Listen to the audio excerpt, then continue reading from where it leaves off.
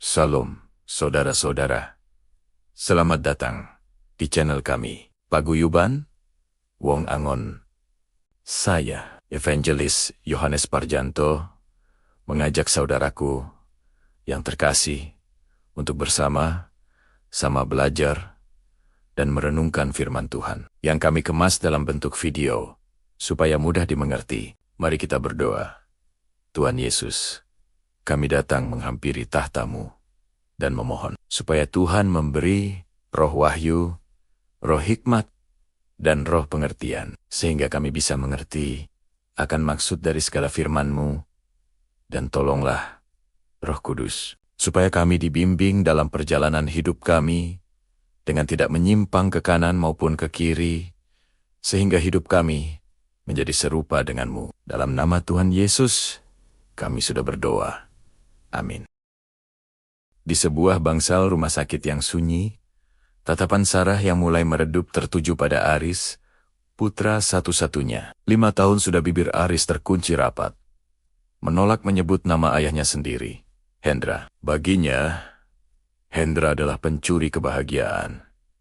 Seorang pengkhianat yang meninggalkan mereka demi ambisi dan kesalahan masa lalu. Seperti Onesimus yang melarikan diri dan membawa kerugian besar bagi tuannya. Filemon, kini di penghujung napasnya, Sarah tahu waktunya tidak banyak. Dengan jemari yang gemetar, ia menulis sebuah surat. Sebuah wasiat terakhir yang ia selipkan diam-diam di bawah bantalnya. Saat Aris datang untuk menyuapinya bubur, Sarah meraih tangannya dengan sisa kekuatan yang ada. "Nak," bisiknya lembut, "ibu akan segera pulang. Tapi ibu tidak bisa pergi dengan tenang jika kamu masih memenjarakan ayahmu dalam kebencianmu."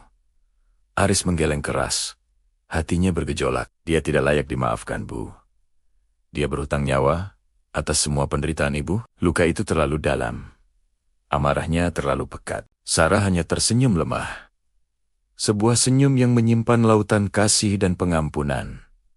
Ia menunjuk ke arah bantal. Aris mengambil surat itu, membukanya, dan matanya mulai membaca tulisan tangan ibunya yang gemetar. Kata-kata di dalamnya seolah menggemakan pesan Rasul Paulus kepada Filemon ribuan tahun silam. "Mungkin ia dipisahkan darimu untuk sementara waktu, supaya engkau dapat menerimanya kembali untuk selamanya. Bukan lagi sebagai seorang penjahat yang berhutang, tapi sebagai seorang saudara. Sebagai ayahmu."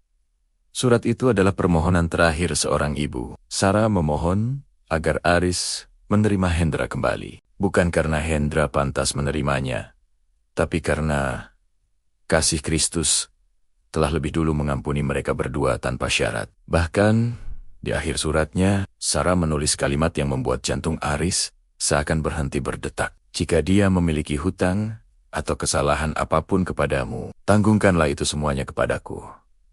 Sebuah pengorbanan puncak, cerminan dari penebusan yang sempurna. Hari pemakaman tiba. Langit kelabu seolah ikut berduka. Dari kehauan Hendra berdiri dengan kepala tertunduk, siap menerima makian, siap diusir dari hadapan putranya. Ia pasrah.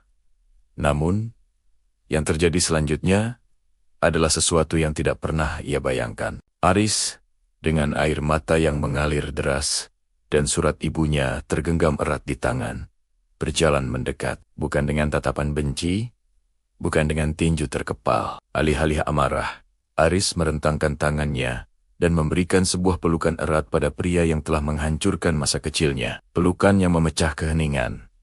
Pelukan yang meruntuhkan tembok kebencian. Di hadapan lisan Sarah, sebuah rekonsiliasi yang mustahil telah lahir. Seorang anak akhirnya mengerti pelajaran terbesar dari ibunya. Memaafkan bukanlah tentang membebaskan orang yang bersalah, tapi tentang membebaskan diri sendiri dari penjara pahit masa lalu. Kasih ibunya telah mengubah seorang hamba yang tidak berguna menjadi ayah yang terkasih.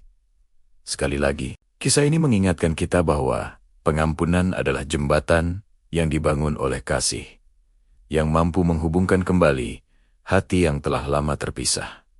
Terima kasih sudah menyimak. Jika Anda merasa terberkati, jangan lupa untuk like, subscribe, dan bagikan video ini. Sampai Jumpa.